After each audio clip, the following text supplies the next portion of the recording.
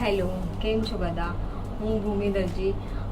નાનપણથી મેં વિચાર્યું નહોતું કે હું બુકિયા લાઇબ્રેરીથી કનેક્ટ થઈશ, પણ છેલ્લા 2 વર્ષથી હું ડ્રીમ બોક્સ લાઇબ્રેરીમાં આવું છું અને બધું હેન્ડલિંગ બી કરું છું. તો એમાં કેટલાય સ્ટુડન્ટો CA, એન્જિનિયર, ડૉક્ટર વગેરે સવારથી સાંજ સુધી બધા આવીને મહેનત કરે છે.